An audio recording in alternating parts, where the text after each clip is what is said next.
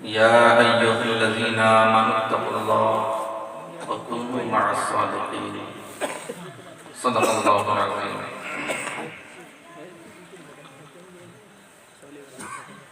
ممبر رسول پر جلوہ فروز علماء کرام و شورا اسلام و معزز سامعین، السلام علیکم ورحمۃ اللہ وبرکاتہ۔ ہمارے گاؤں کے جو ذمہ دار لوگ تھے بچوں کے حوالے جلسہ کر کے چلے گئے ہیں، یہ ناانصافی ہے دوستو۔ آپ نے دور و دراز سے مہمانوں کو بلایا ہے، یہ اس طرح ان کی مہمان نوازی کریں گے تو ہمارے گاؤں کا جو ایک نام ہے اس پر داغ لگتا ہے۔ اچھا کھانا کھلا دینا علماء کو فقط یہ میزبانی نہیں ہے، بلکہ ان کو بلایا ہے تو ان کو عزت کے ساتھ سننا، ان کو داد و تحسین سے نوازنا، یہ اصل مہمان نوازی۔ ٹھنڈ آپ کو لگ رہی ہے، ٹھنڈ ہم لوگوں کو بھی لگ رہی ہے۔ ہم لوگ بھی انسان ہیں، لوہے کے لوگ نہیں۔ جب سے چل رہے ہیں مسلسل چل ہی رہے ہیں، کچھوچا شریف سے لے کر اب تک کسی دن مکمل رات میں سونے کو نہیں ملا۔ دن میں الگ رفتار ہے، رات میں الگ رفتار ہے، اور پھر وقت سے واپس بھی ہونا ہے، وہاں تک پہنچنا ہے۔ ان تمام چیزوں کو لیتے ہوئے پھر اپنے اس مقصد کو بھی بخوبی انجام دینا، یہ ہم لوگوں کی ذمہ داری الحمدللہ ہم لوگ اسے نبھا رہے ہیں۔ آپ حضرات آپ دیکھیں، اتنا اہتمام کیا آپ نے، اتنے سارے ہارن لگوائے ہیں، کیا ضرورت تھی؟ ایک کسی کا بھی عاشق بھائی کا مائک اٹھوا لیتے، اتنے لوگ سن سکتے تھے۔ یہ 15 20 50 ہارن لگانے کی ضرورت نہیں تھی، فضول خرچی۔ میں لاؤ تو لکھ کے دے دوں، یہ سب فضول خرچی ہے دوستو۔ اگر آپ یہاں بیٹھ کر اپنی حاضری کا ثبوت نہیں دے سکتے ہیں تو پھر یہ کمکمیں، یہ اچھے مائک، اچھا اسٹیج، علماء کو بلا کر انہیں اچھا کھانا کھلا دینا، یہ سب فضول، کوئی فائدہ نہیں۔ آپ نے سارا اہتمام کر کے آپ جا کے سو جائیں اور علماء یہاں 2 بجے تک جاگتے رہیں۔ آپ اندازہ کریں جو یہاں بیٹھے ہوئے ہیں ان میں کچھ ایسے بھی ہیں جو مدرس ہیں، انہیں دن میں پڑھانا بھی ہے، رات کو یہاں جاگنا بھی ہے، سفر بھی کرنا ہے، یہ ساری ذمہ داریاں ہیں ان کے آگے۔ اور امامت کی ذمہ داری اور تدریس کی ذمہ داری کتنی نازک ہوتی ہے آپ جانتے ہیں۔ اپنے یہاں دیکھ لیں امام کی ذمہ داری کتنی نازک ہے، اگر زیادہ چھٹی کر دی، ارے یہ امام صاحب بہت چھٹی کرنے لگے، اب چلو چینج کیا جائے۔ تو دوستو ان تمام چیزوں کا آپ خیال رکھیں۔ اگر واقعی آپ بیدار ہیں اور میری آواز آپ کے کانوں تک پہنچ رہی ہے تو میں آپ سے گزارش کروں گا کہ آپ ضرور جلسہ گاہ میں تشریف لے کر آئیں۔ میں یہاں کچھ بیان کرنے نہیں آیا ہوں، میرے بعد جو خطیب آنے والا ہے آپ کو اسے سننا ہے۔ ایک باوقار عالم دین ہے، ایک معزز اور ذمہ دار انسان ہے، وہ آپ کے روبرو ہوں گے تو انہیں آپ کو سننا ہے۔ میں تو آپ کے گاؤں کا ہوں، بارہا آپ نے مجھے سنا ہے، اور انشاءاللہ زندگی بخیر رہی تو سنتے رہے، ہے نا؟ لیکن جو ہمارا مہمان ہے اس کی مہمان نوازی سن کر کی جائے تاکہ وہ یہاں سے جائے تو اسے لگے کہ یہاں کے لوگ واقعی تقریر سننے کا اور تقریر کے ذریعے علم حاصل کرنے کا ایک جذبہ رکھتے ہیں۔ آپ اندازہ کریں 50 سے 60 لوگ یہاں نہیں ہیں، 15 20 تو بچے ہیں، سمجھ رہے ہیں؟ میں نے ابھی گنا تھا بیٹھے بیٹھے، 70 80 لوگوں سے زیادہ نہیں تھا جب مجمع بھرا ہوا تھا، ان میں سے اب تو آدھے غائب ہو گئے۔ تو یہ ہمارے لیے بہت بڑا المیہ ہے۔ ہم نے مہمانوں کو بلایا، ان کی قدر نہ کریں، یہ غیر ذمہ داری کی بات ہے۔ یہ باتیں میں اس لیے کہہ رہا ہوں کہ میں ایک گاؤں کا فرد ہوں، میرا یہ حق بنتا ہے۔ عزیزان ملت اسلامیہ، تو اگر آپ حضرات بیدار ہیں تو جلسہ گاہ میں تشریف لائیں، اور جس ایک معزز اور محترم ذمہ دار اور باوقار عالم کو آپ نے بلایا ہے اسے آپ سنیں اور اس سے سیکھیں، اس سے لیں اور اولیاء کرام کے فیضان سے بھی مالا مال۔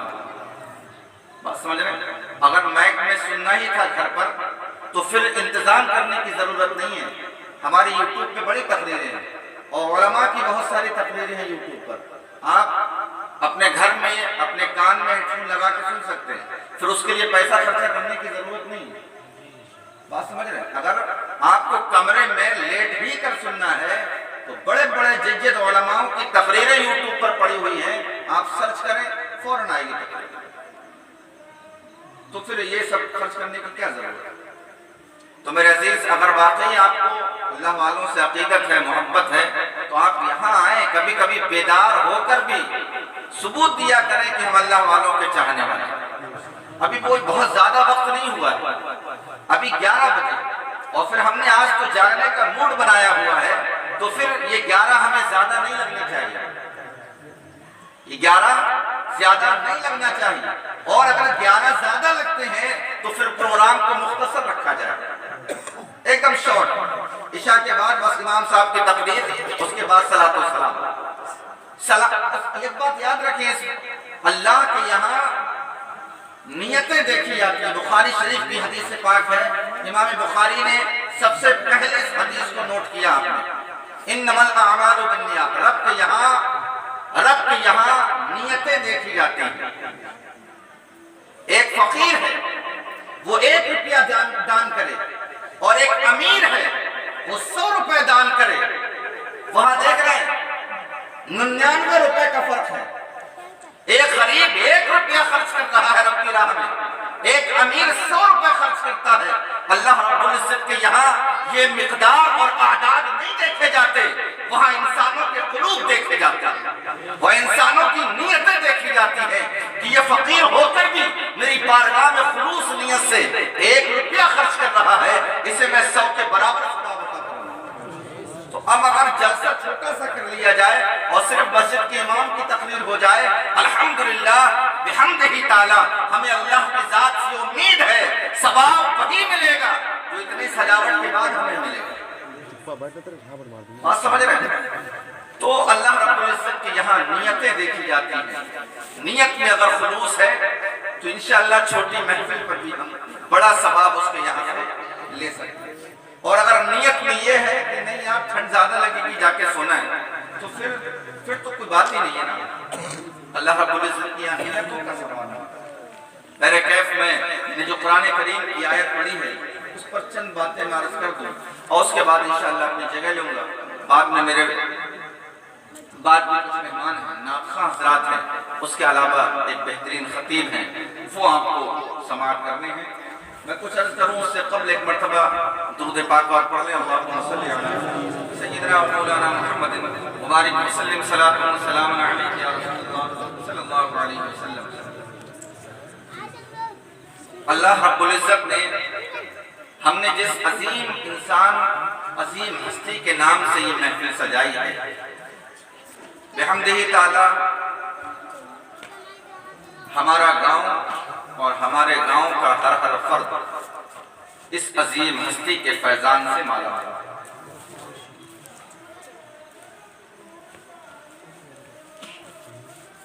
اور ایک زمانے سے جب سے ہم نے اپنی آنکھیں کھولی ہیں تب سے ہم نے یہ نام سنا ہے اور اس طریقے کی محفلیں دیکھی ہیں۔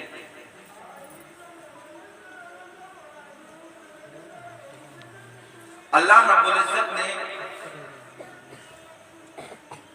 اپنے بندوں کی ہدایت اور اپنے بندوں کی صحیح رہنمائی کا اس نے اتنا مضبوط اہتمام فرمایا ہے کہ کسی اور چیز کا اتنا مضبوط اہتمام نہیں فرمایا۔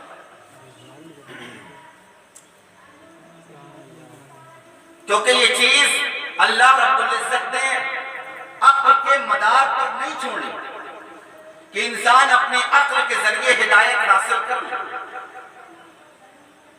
کیونکہ عقل اس چیز کا نام ہے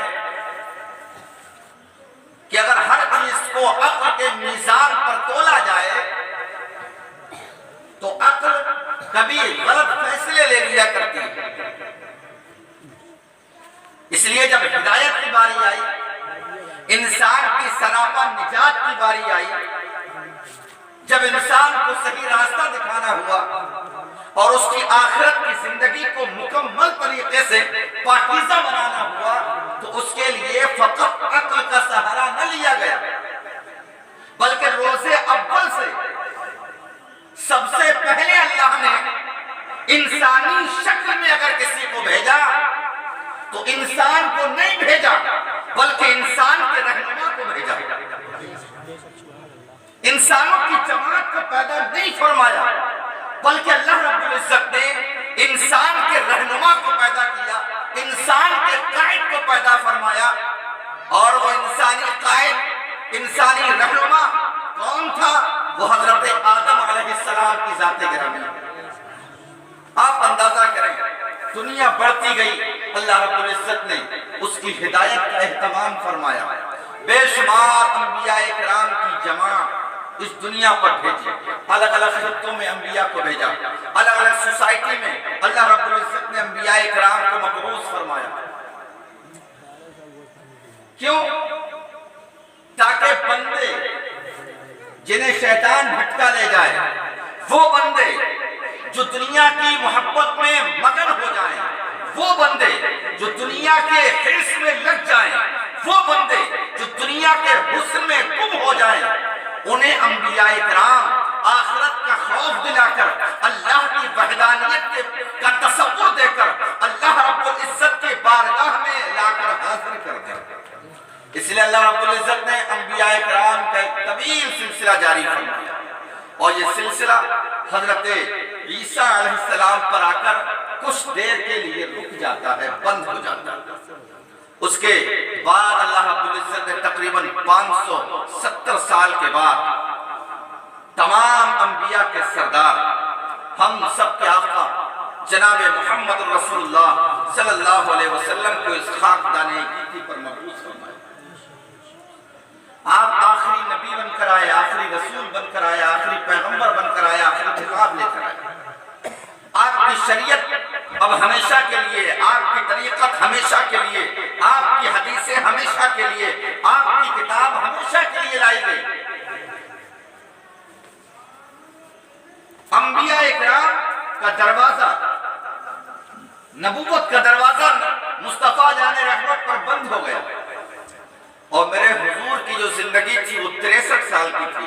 اس کے بعد پھر آپ گنبد خضرا کے اندر، اندازہ کریں اللہ تبارک و تعالیٰ نے نبوت کا دروازہ بند کیا، لیکن میرا رب جانتا ہے یہ میرے بندے کیسے راہ راست پر آئیں گے، یہ میرے بندے کیسے صحیح راستہ اختیار کریں گے، یہ میرے بندے کیسے جانیں گے کہ کیا حق ہے، میرے بندے کیسے سمجھیں گے کہ کیا حق ہے۔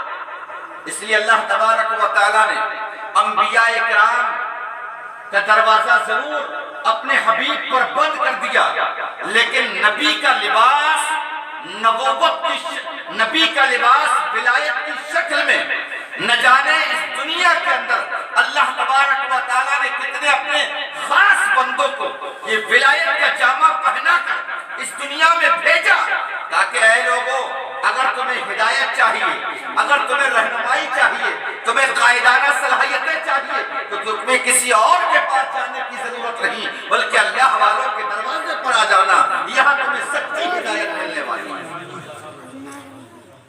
عزیزان ملت اسلامی، اسی لیے اللہ تبارک و تعالیٰ نے قرآن میں ارشاد فرمایا، اے ایمان والو اللہ سے ڈرو اور سچوں کے ساتھ ہو جاؤ، سچوں کے ساتھ ہو جاؤ۔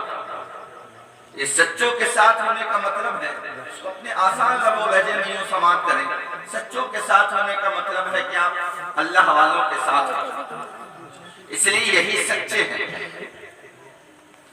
ان کے ساتھ ہو جاؤ۔ یہ کون کہہ رہا ہے؟ رب فرما رہا ہے، ایمان والو اللہ سے ڈرو اور سچوں کے ساتھ ہو جاؤ، اولیاء اللہ کے ساتھ ہو جاؤ۔ اس لیے کہ اگر ہدایت ملے گی، رہنمائی ملے گی، زہد و تقویٰ ملے گا، صحیح شریعت ملے گی، صحیح تصوف ملے گا، تو یقین جانو یہ اولیاء اللہ کے در سے ملے گا۔ اس لیے اللہ تبارک و تعالیٰ نے اولیاء اللہ کی جماعت کو پیدا فرمایا۔ اس لیے کہ دنیا میں تو بے شمار جماعتیں آئیں گی، بے شمار مولوی پیدا ہوں گے، بے شمار قرآن کے قاری آئیں گے، بے شمار قرآن کے علماء ہوں گے، بے شمار مفسرین و محدثین ہوں گے، اور سب یہ دعویٰ کریں گے کہ ہم حق پر ہیں۔ ایسے ماحول میں یہ اندازہ لگانا اور یہ صحیح راہ متعین کرنا بڑا دشوار ہو جائے گا کہ آخر صحیح راستہ ہے کون سا راستہ، کس کا دامن تھاما جائے، کس سے حق پر سمجھا جائے۔ سب تو اپنے آپ کو حق پر بتا رہے ہیں، اس لیے اللہ رب العزت نے ارشاد فرمایا کہ تمہیں بھٹک جانا نہیں ہے بلکہ تمہیں اللہ والوں کا دامن تھام لینا ہے۔ اس لیے اللہ رب العزت نے ایک نورانی جماعت کو پیدا فرمایا، نورانی جماعت کو پیدا کیا، اور وہ نورانی جماعت اولیاء اللہ کی جماعت ہے۔ اور اس جماعت کو جب پیدا فرمایا اور حقیقت پوچھی جائے تو اس جماعت کی ضرورت بھی ہے، اس جماعت کی ضرورت بھی ہے۔ اللہ تبارک و تعالیٰ نے نبوت کا دروازہ نبی پر بند کر کے اولیاء اللہ کو پیدا فرمایا۔ اب یہ کام کون سا کریں گے؟ جو کام نبی نے کیا وہی کام اولیاء کریں گے، جو تبلیغ نبی نے کی وہی تبلیغ اولیاء کریں گے، جو تبلیغ انبیاء نے فرمائی وہی تبلیغ اولیاء فرمائیں گے۔ معزز سامعین، اس لیے اللہ تبارک و تعالیٰ نے جب ان اولیاء اللہ کو اس زمین پر بھیجا تو اپنے محبوب کا سراپا عکس بنا کر بھیجا، اپنے محبوب کا حسن و جمال کا پیکر بنا کر بھیجا ہے، اس لیے کہ حقیقت میں انبیاء کے جو نائبین ہیں وہ اولیاء اللہ کی جماعت ہے، یہی علماء حق ہیں۔ ان کے نقش قدم پر چلنے کے بعد ہی انسان کو صحیح راستہ ملا کرتا ہے۔ معزز سامعین، اس لیے اللہ تبارک و تعالیٰ نے، آپ اندازہ کریں، جب نبوت کا دروازہ کھلا تھا تو نبوت کے دور میں انسانوں کی جماعت میں جب نبیوں کو بھیجا جا رہا تھا تو انسانوں سے افضل بنا کے بھیجا جا رہا تھا، انسانوں سے برتر بنا کے بھیجا جا رہا تھا۔ جب حضرت آدم آئے تو آدم کے مقابل میں روئے زمین پر کوئی انسان نہیں تھا۔ جب حضرت شیش کو بھیجا ہے تو شیش کی خصلتوں والا روئے زمین پر کوئی انسان نہیں تھا۔ جب اللہ نے ابراہیم کو بھیجا ہے تو ابراہیم کی اداؤں والا اس روئے زمین پر کوئی نہیں تھا۔ جب اللہ رب العزت نے حضرت اسماعیل کو بھیجا ہے تو اسماعیل کے حسن جیسا اس دنیا میں کوئی نہیں تھا۔ جب اللہ تبارک و تعالیٰ نے حضرت اسحاق کو بھیجا، حضرت یعقوب کو بھیجا، حضرت یوسف کو بھیجا ہے، حضرت موسیٰ کو بھیجا، حضرت عیسیٰ کو بھیجا، جب یہ لوگ آئے اور اپنے دور میں پہنچے ہیں، یقین جانے اللہ رب العزت نے ان کو جو خوبیاں دی، ان کو جو کمالات دیے ہیں، ان کو جو ترقیاں دی ہیں، ان کو جو بلندیاں دی ہیں، روئے زمین پر ان کے دور میں کوئی ایک انسان بھی ویسا نظر نہیں آیا کرتا تھا، کیونکہ جب نبی بنایا گیا تو اسے مکمل بنایا گیا، عقل کے اعتبار سے مکمل بنایا گیا، حسن کے اعتبار سے مکمل بنایا گیا، اعضاء کے اعتبار سے مکمل بنایا گیا، علم کے اعتبار سے مکمل بنایا گیا، چلنے پھرنے کے لحاظ سے مکمل بنایا گیا۔ اس لیے کہ یہ نبی جا رہا ہے، یہ عام انسان نہیں جا رہا ہے، یہ نبی جا رہا ہے، یہ انسانوں کا قائد جا رہا ہے، یہ نبی جا رہا ہے، انسانوں کا رہنما بن کے جا رہا ہے، یہ نبی جا رہا ہے، یہ انسانوں کا قائد اعظم بن کے جا رہا ہے، لہذا اسے مکمل بنایا جائے۔ اگر اس کے اندر نقص رہے گا تو اس کا ماننے والوں میں نقص رہے گا، اس کے اندر نقص رہے گا تو اس کی جماعت میں نقص رہے گا، لہذا اسے مکمل بنایا جائے۔ لہذا اللہ تبارک و تعالیٰ نے جب انبیاء کی جماعت کو بھیجا اس دنیا میں تو مکمل بنا کے بھیجا۔ آپ کہیں سے بھی ایک نقص نہیں بتا سکتے کہ نبیوں کے اندر یہ نقص، اللہ نے اس جماعت کو معصوم بنایا۔ اور جب یہ نبوت کا دروازہ بند ہو گیا، نبوت کا دروازہ جب یہ بند ہوا اور ولایت کا دروازہ کھلا ہے تو آپ اندازہ لگائیں، اللہ رب العزت نے جب اولیاء کو بنایا، جب کسی کو ولی بنایا، جب کسی کو اللہ نے اپنا حبیب بنایا، جب اللہ رب العزت نے کسی کو اپنے نبی کا جانشین بنایا، جب اللہ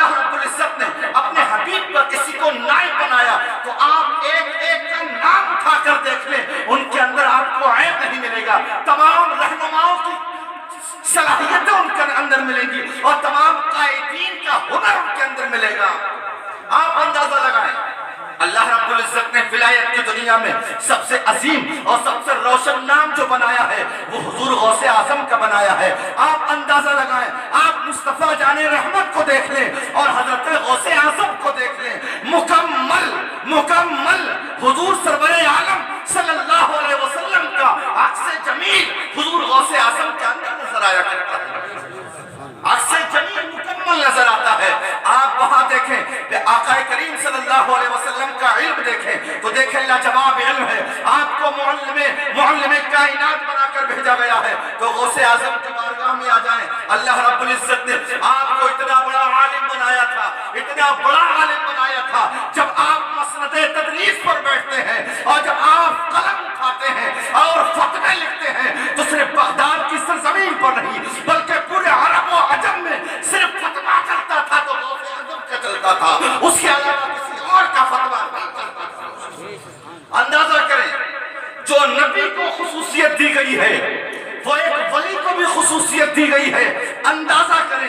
اس لیے کہ جب اسے نبوت کی دنیا میں انسانوں کا رہنما بنایا جا رہا ہے تو اس وقت کے لحاظ سے اسے مکمل بنایا جا رہا ہے، اسے ولایت کی دنیا میں انسانوں کا رہنما بنایا جا رہا ہے تو اسے مکمل بنایا جا رہا ہے۔ اندازہ کریں معزز سامعین، آپ حضور غوث اعظم کی بارگاہ میں آئیں، میرے آقا کی بارگاہ میں چلیں۔ آقا کریم صلی اللہ علیہ وسلم کو اللہ تبارک و تعالیٰ نے علم دیا، وہ ایسا علم کسی کو نہیں دیا۔ اب آؤ ولایت کی دنیا میں غوث اعظم کو جو علم دیا ہے ہمیں کہیں اور نظر نہیں آتا ہے۔ اندازہ کریں اللہ کے رسول صلی اللہ علیہ وسلم کی بارگاہ میں پہنچے، اللہ تبارک و تعالیٰ نے اپنے حبیب کو بھیجا اور کہا اے حبیب تمہاری نبوت کو جب یہ نہ مانے، جب تمہاری نبوت کو نہ مانے تو اپنے معجزات دکھانا۔ اللہ رب العزت نے اپنے حبیب کو معجزات دیے نہیں بلکہ سراپا معجزہ بنایا ہے۔ میرا نبی چلے تو معجزہ، میرا نبی بولے تو معجزہ، میرا نبی سو جائے تو معجزہ، میرا نبی اشارہ کرے تو معجزہ، میرا نبی اگر ہاتھ اوپر کر دے تو یقین جانو کبھی سورج پاٹ آیا کرتا ہے تو کبھی چاند کے ٹکڑے ہو جایا کرتے ہیں، سراپا معجزہ بنایا۔ اب آپ ولایت کی دنیا میں آئیں، جب اللہ کسی کو اپنا محبوب بناتا ہے، جب کسی کو ولی بناتا ہے، جب کسی کو انسانوں کا قائد بناتا ہے، جب انسانوں کا اللہ تبارک و تعالی رہنما بنایا کرتا ہے اور غوث اعظم کی شکل میں بناتا ہے تو وہ کرامت کی دنیا کا آپ دیکھیں بے تاج بادشاہ بنا کر بھیجتا ہے۔ حضور غوث اعظم کی زندگی کو پڑھیں، کون سی ایسی کرامت ہے جو حضور غوث اعظم کی زندگی میں صادر نہیں ہوتی ہے۔ اندازہ کریں اللہ تبارک و تعالی جب انسانوں کا رہنما کسی کو بناتا ہے، اسے جب قائد بناتا ہے تو اس کے اندر وہ تمام صلاحیتیں رکھتا ہے، تمام صلاحیتیں رکھتا ہے۔ اچھا یہ صلاحیتیں کیوں رکھی جاتی ہیں؟ ایک سوال یہ پیدا ہوتا ہے، اللہ رب العزت نے اولیاء کو پیدا کیا، ان کے اندر کرامت دکھانے کی صلاحیت ہے، ان کے اندر علماء ہیں، یہ جو کہ کوئی بھی ولی جب تک عالم نہیں ہوتا وہ ولی نہیں ہوتا ہے، اس کے پاس اس دور کا کوئی بھی مسئلہ لے کر جائیں ولی اسے حل کرنے کی صلاحیت رکھتا ہے، کوئی بھی پیچیدہ مسئلہ لے کر جائیں اسے حل کرنے کا ہنر رکھتا ہے۔ اسی طریقے سے آپ کی کوئی پریشانی ہے، دنیاوی پریشانی ہے، آپ اس کے پاس لے کر جائیں وہ اس کا حل جانتا ہے۔ اولاد نہیں ہوتی ہے ولی کے پاس جائیں وہ حل جانتا ہے، کاروبار نہیں چلتا ہے ولی کے پاس جائیں وہ حل جانتا ہے۔ اندازہ کریں دنیا کوئی بھی معاملات ہو دنیاوی اس کے پاس پہنچ جائے وہ اس کا حل دے گا تمہیں، وہ اس کا حل دے گا تمہیں۔ آخر یہ بات ہے کہ یہ صلاحیتیں کیوں رکھی گئی؟ یہ قائدانہ صلاحیتیں اور یہ اللہ کے اندر کیوں رکھی گئی ہیں؟ تو اس کی واحد وجہ میرے سمجھ میں آتی ہے، وہ وجہ یہ ہے کہ اللہ تبارک و تعالیٰ نے ان اولیاء کو اپنے محبوب کا نائب بنایا ہے، اپنے محبوب کا نائب بنایا ہے اور اپنے محبوب کا عکس ان کے اندر رکھا ہے، اپنے محبوب کے علم کا عکس رکھا، اپنے محبوب کے معجزات کا عکس رکھا، اپنے محبوب کے کمالات کا عکس ان کے اندر رکھا ہے۔ کیوں رکھا ان کے اندر یہ عکس؟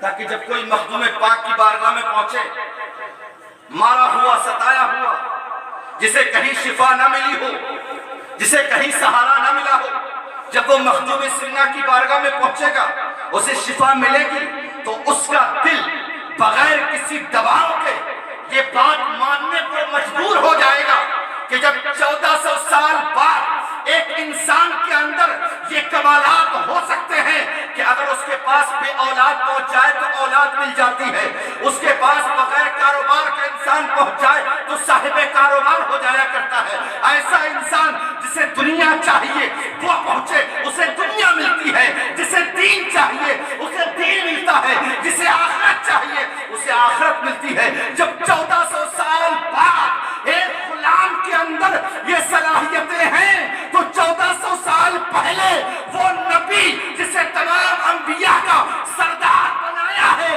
تو یقیناً اللہ رب العزت نے اس کے اندر یہ کلمات رکھے ہیں کہ اگر وہ اشارہ کرے تو چاند کے ٹکڑے ہو جائے، اگر وہ اشارہ کرے تو یقیناً سورج پلٹ آئے، اگر وہ اپنا تھوک کھارے پانی میں ڈال دے تو یقیناً وہ کھارا پانی میٹھا ہو جائے۔ اللہ رب العزت نے وہ تمام صلاحیتیں اس نبی کے اندر بدرجہ عطم رکھی۔ نعرہ تکبیر، نعرہ رسالت، حضرت مولانا مفتی ذاکر صاحب قبلہ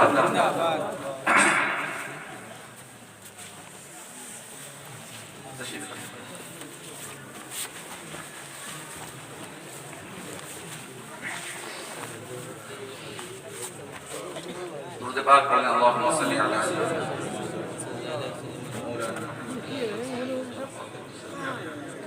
صلاۃ و سلام علیک یا رسول اللہ صلی اللہ علیہ وسلم۔ تمہارے اس کا اللہ رب العزت نے اولیاء اللہ کے اندر یہ کمالات رکھے ہیں، یہ فضائل رکھے ہیں۔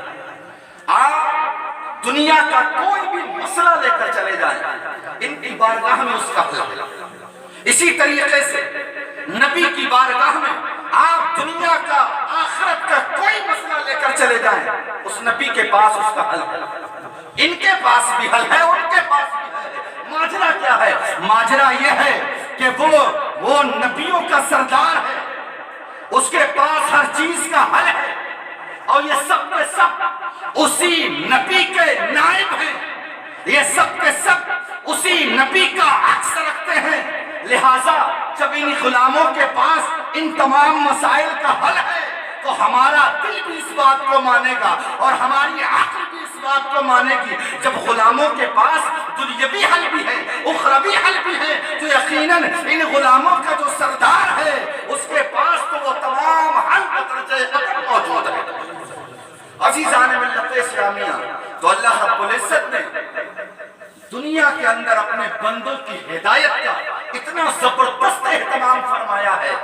جب تک نبوت کا دور چلا نبی آتے رہے، اور جب نبوت کا دروازہ بند ہو گیا تو اللہ رب العزت نے ان لوگوں کو بکریوں کی طرح نہیں چھوڑ دیا، بھیڑ و بکری کی طرح نہیں چھوڑ دیا جہاں چاہو وہاں منہ مارو، نہیں، بلکہ ہدایت کا اہتمام فرمایا۔ کبھی غوث پاک کی شکل میں ہمیں اللہ رب العزت نے اپنا محبوب دیا ہے، کبھی محبوب الہی کی شکل میں اللہ رب العزت نے ہمیں اپنا پیارا دیا ہے، کبھی اللہ رب العزت نے مخدوم سنہ کی شکل میں اپنا محبوب بندہ ہمیں دیا ہے۔ یقین جانے دنیا کے ہر خطے پر، بلکہ میں یہ کہتا ہوں کہ ہر گاؤں اور ہر چکے پر اللہ رب العزت نے اپنے خاص بندے کو اتار دیا ہے۔ تم اس کے پیچھے پیچھے چلو، اللہ اس کے پیچھے دیکھیے، اللہ والوں کے پیچھے چلنے میں یہی فائدہ ہے۔ آپ آنکھ بند کر کے پیچھے چلیں اور کچھ کرنے کی ضرورت نہیں ہے۔ اس کی مثال آپ یوں لے لیں، اگر آپ کو بریلی جانا ہے اور آپ مجھ سے راستہ پوچھیں جناب مجھے بریلی جانا ہے، تو میں کہوں گا یہاں سے آپ کو جانا ہے برکھن، برکھن سے پھر ٹن لینا ہے تو آپ کو سیدھے پہنچ جانا ہے نوابگنج، نوابگنج سے پھر ٹن لینا ہے تو آپ کو بریلی ہے نا، یہی راستہ ہے۔ آپ سے پوچھے گا تو یہ بتائیں گے، لیکن جانے والا انسان بھٹک نہیں سکتا ہے راستہ پوچھنے کے بعد۔ ہو سکتا ہے کہ وہ برکھن پہنچنے سے پہلے کہیں اور مڑ جائے، کوئی دوسرا انسان سے راستہ پوچھے گا تو ہو سکتا ہے وہ سوچے بھئی اس کی داڑھی ٹوپی اس سے راستہ غلط بتا دیا، وہ مذاق میں بھی راستہ غلط بتا سکتا ہے، تفریح میں راستہ غلط بتا سکتا ہے، تو آپ بھٹک سکتے ہیں۔ تو ایک تو بریلی جانے کا یہ طریقہ ہے، اور ایک بریلی جانے کا طریقہ یہ ہے کہ ہمارے گاؤں کا کوئی بھی شخص بریلی جا رہا ہے اور مجھے بریلی جانا ہے، میں جانتا نہیں بریلی کا، اب وہ کہے جناب آپ کو بریلی جانا ہے، میں بھی بریلی جانا ہوں، وہاں میری گاڑی پہ بیٹھ گئے، اب میں اس کی گاڑی پہ بیٹھ گیا، اب وہ اسے معلوم ہے بریلی جانا ہے، اب یہاں بھٹکنے کا کوئی شائبہ نہیں ہے، بھٹکنے کی کوئی سبیل نہیں ہے۔ یہی حال اولیاء اللہ کا ہے۔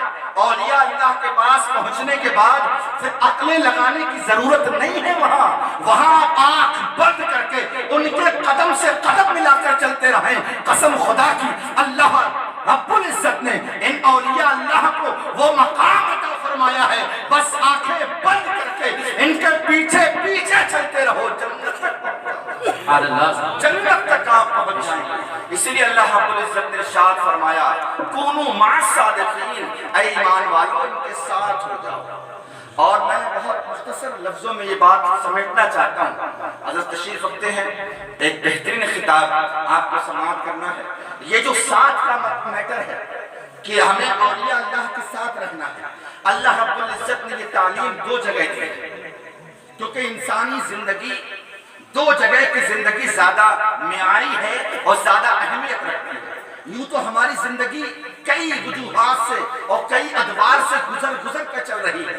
اللہ رب العزت نے پہلے لفظ کن کے ذریعے ہماری روح کو پیدا کیا، پھر ہمارے ماں باپ کے ملنے کی وجہ سے ہم اپنے ماں کے پیٹ میں آئے ہیں، اس کے بعد ہم اس ماں کے پیٹ سے ہم اس دنیا میں آئے ہیں۔ دیکھیں ہم نے کتنی دنیایں چینج کی ہیں، کتنے گھر ہم نے چینج کیے ہیں، لیکن وہاں عالم ارواح کی زندگی ختم، کوئی میٹر نہیں وہاں۔ جب تک ماں کے پیٹ میں ہے کوئی میٹر نہیں۔ ہمارے اعمال کو ہمارے فرشتوں نے نہیں لکھا ہے کہ ہم ماں کے پیٹ میں کیسے لات مارتے تھے، کیسے گھوسا چلاتے تھے، کیسے ہلچل کرتے تھے، یہ ساری چیزیں ڈاکٹر دیکھتا ہے، فرشتے نہیں دیکھا کرتے ہیں دوستو۔ لیکن جب بندہ اس دنیا میں آتا ہے تو دنیا میں جب حد بلوغ کو پہنچتا ہے فرشتے لگ جاتے ہیں۔ اب وہ جو بول رہا ہے فرشتے لکھ رہے ہیں، چل کیسے رہا ہے فرشتے لکھ رہے ہیں، جا کہاں رہا ہے فرشتے لکھ رہے ہیں، سوچ کیا رہا ہے فرشتے لکھ رہے ہیں، کاروبار کیسا ہے فرشتے لکھ رہے ہیں، زکات دی یا نہیں ہے فرشتے لکھ رہے ہیں، نماز پڑھا ہے کہ نہیں فرشتے لکھ رہے ہیں، کاروبار کیسا ہے فرشتے لکھ رہے ہیں۔ تو یہ زندگی بڑی معیاری زندگی ہے۔ اندازہ کریں دوستو، یہ زندگی بڑی معیار، سارے معاملات یہی سے شروع ہوتے ہیں۔ 12 سال کی عمر ہو گئی، سارے معاملات شروع ہو گئے، اب یہ 60 سالہ زندگی گزر گئی، اب آنکھیں بند ہوئی، ایک دوسری زندگی شروع ہوئی ہے۔ اب اس زندگی کا حال یہ ہے کہ اگر یہ زندگی اچھی ہے تو وہ زندگی اچھی ہے، اور یہ زندگی اگر خراب چلی گئی تو وہ بھی خراب چلی گئی۔ تو عالم ارواح کا کوئی میٹر نہیں، ماں کے پیٹ کا کوئی میٹر نہیں، میٹر شروع ہوتا ہے اس دنیا سے۔ تو اللہ تبارک، اور اس کے بعد اگلی دنیا سے، اگلی دنیا میں جاؤ گے تو جنت میں جاؤ گے، اگلی دنیا میں جاؤ گے تو جہنم میں جاؤ گے، اگلی دنیا میں جاؤ گے تو اللہ کی زیارت ہوگی، اگلی دنیا میں جاؤ گے تو مصطفیٰ کی شفاعت ہوگی، اگلی دنیا میں جاؤ گے تو اولیاء اللہ کی وجہ سے ہماری شفاعتیں ہوں گی۔ یہ سارا مدار اگلی زندگی پر موقوف ہے، اور اس زندگی میں ہمیں نمازیں پڑھنا ہے، اس زندگی میں ہمیں روزے رکھنا ہے، یہ سارا معاملہ اس زندگی سے ہے۔ تو یہ دو جو ادوار ہیں، یہ دو زندگیاں جو ہیں، یہ دو مکانات جو ہیں، یہ بڑے اہم ہیں۔ اللہ رب العزت نے ان دونوں کی تعلیم قرآن میں دی۔ ہمیں جینا کیسے ہے، ہمیں مرنا کیسے ہے، مرنے کے بعد ہمیں کہاں جانا ہے، ان دونوں چیزوں کی تعلیم اللہ نے قرآن میں سکھایا ہے۔ ایک آیت کریمہ تو یہی ہے کونوا مع الصادقین، سچوں کے ساتھ ہو جاؤ۔ یہ کس زندگی کا معاملہ ہے؟ یہ اسی زندگی کا معاملہ ہے جس میں ہم اور آپ جی رہے ہیں۔ کہا جا رہا ہے کہ سچوں کے ساتھ ہو جاؤ۔ ایک اور مقام پر کہا گیا، ہمیں سے کہا گیا، ہم ساری چیزیں رب سے مانگتے ہیں، لیکن رب نے ہمیں دعا کی تعلیم دی کہ تم مجھ سے ساری چیزیں مانگتے ہو، لیکن ایک دعا میں تمہیں سکھا رہا ہوں۔ وہ دعا کیا ہے؟ اہدنا الصراط المستقیم صراط الذین انعمت علیہم، کہ مجھ سے ہدایت مانگا کرو، مجھ سے ان لوگوں کے راستے پر چلنے کی ہدایت مانگا کرو جن پر میرا انعام ہوا۔ اور انعام یافتہ کون ہے؟ وہ صدیقین ہیں، وہ شہداء ہیں، وہ صالحین ہیں، وہ اللہ والے ہیں۔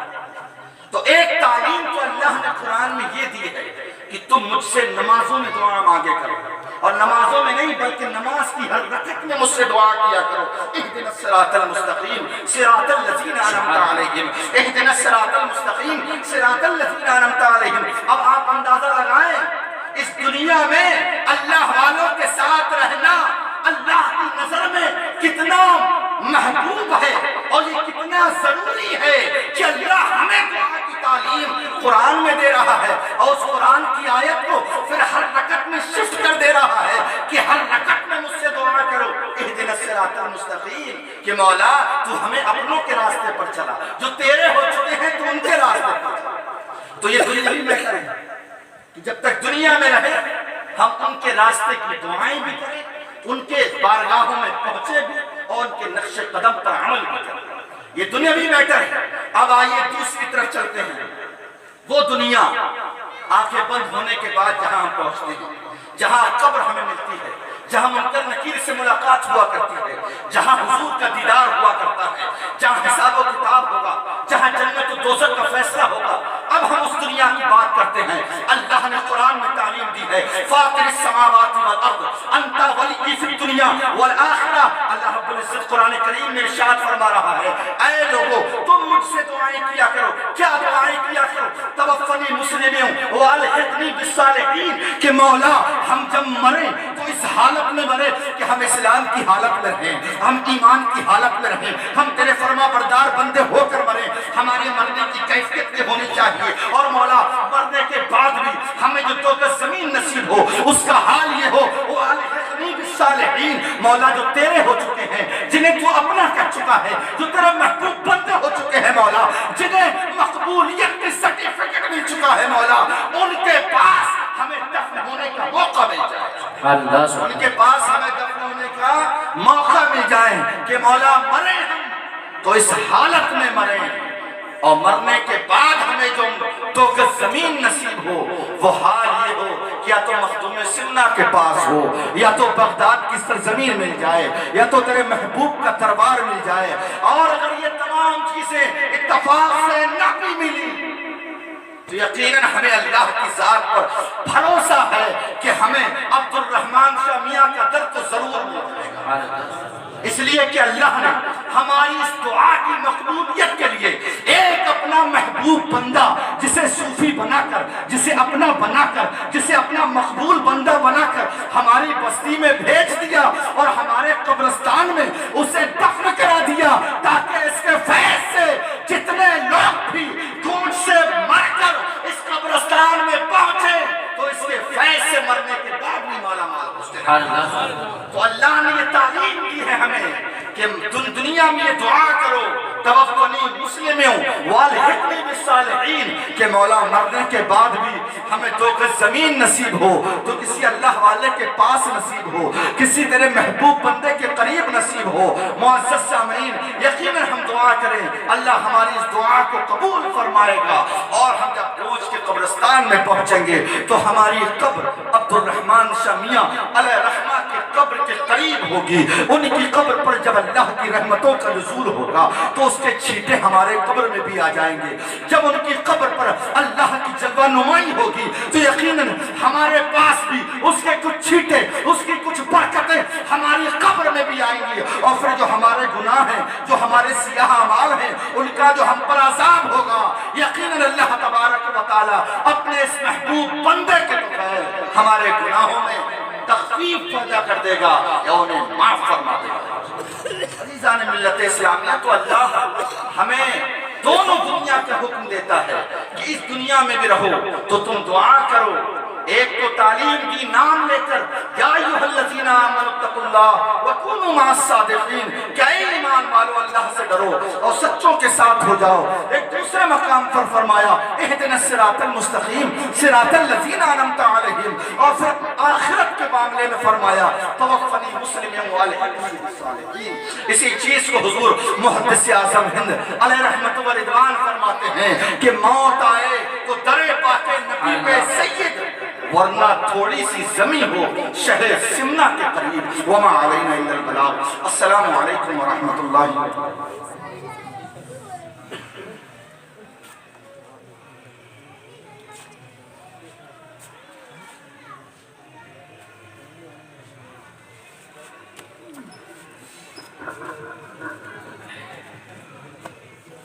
حضرات محترم، ابھی آپ تمام حضرات کا روبرو خطیب ذیشان حضرت علامہ مولانا مفتی رضوان اشرفی خطیب و امام مسجد سندھ چھتہ شریف، ابھی آپ تمام حضرات کا روبرو تھے۔ جو لوگ بھی باہر کھڑے ہیں یا روڈ پر کھڑے ہیں، ان سے گزارش ہے کہ وہ لوگ محفل پاک میں تشریف لے آئیں، کیونکہ بریلی شریف سے چل کر آپ کے گوش میں آنے والے ہمارے مہمان شہر اہل سنت جناب قمر و مجاہد صاحبان منبر نور پر تشریف فرما ہو چکے ہیں۔ اب بس انہی کے کلام سے آپ تمامی حضرات، انہی کے کلام کو آپ تمامی حضرات سنیں گے۔ ایک شعر آپ کے حوالے کروں کہ رحمان شاہ کے فیض کا دریا عجیب ہے، محبت سے کہیے سبحان اللہ۔ اور آپ سے گزارش ہے کہ اٹھ کے سامنے آ جائیں، وہاں شبنم یعنی اوس بھی گرتی ہوگی، ٹھنڈ ہو جائے گی، دوائی کی ضرورت پڑ جائے گی، آپ اٹھیں وہاں سے اور ادھر سامنے آ جائیں، ادھر آ جائیے سامنے، منبر نور کے سامنے رہیں، محبت سے کہہ دیجیے سبحان اللہ۔ شعر آپ کے حوالے کر رہا تھا کہ رحمان شاہ کے فیض کا دریا عجیب ہے، رحمان شاہ کے فیض کا دریا عجیب ہے، رحمان شاہ حضور کا روضہ عجیب ہے، رحمان شاہ کے فیض کا دریا عجیب ہے، رحمان شاہ حضور کا روضہ عجیب ہے۔ میں تو چلا چھوچھا سے یہ سوچ کر فقط، رحمان گر کہیں میرا منتا عجیب ہے۔ میں تو چلا چھوچھا سے یہ سوچ کر فقط، رحمان گر کہے میرا منتا عجیب ہے۔ اب اچھا، آپ ایک نعرہ لگائیں گے، آپ کو 2 بار علی علی کہنا ہے، کہیں گے محبت سے نعرے حیدری۔ اب میں ایک نعرہ لگاؤں گا، صرف 4 سے 5 مصرے اس کو کہتے ہیں رہیں گے، 4 سے 5 لائن، آپ کو ہر لائن میں علی علی کہنا ہے، تمام لوگ کہیں گے صدیق کا نعرہ، ہاتھوں کو اٹھا کر بھی، تاکہ ٹھنڈک ہے نا تو ٹھنڈک میں آپ میں گرم ہو جائے۔ صدیق کا نعرہ، صدیق کا نعرہ، صدیق کا نعرہ، من کنتو مولا، من کنتو مولا، من کنتو مولا، ہے جس کا مولا، ہے جس کا مولا، ہے اس کا مولا، ہے اس کا مولا، ہے اس کا مولا۔ صدیق کا نعرہ، صدیق کا نعرہ، صدیق کا نعرہ، فاتح خیبر، فاتح خیبر، زہرا کا شوہر، زہرا کا شوہر، حسنین کا بابا، حسنین کا بابا، حسنین کا بابا، نعرہ حیدری۔ شاعر نے کہا کہ فولاد کا دل، پتھر کا جگر، سب پارا پارا ہوتا ہے، جب نام علی کا لیتے ہیں میدان ہمارا ہوتا ہے۔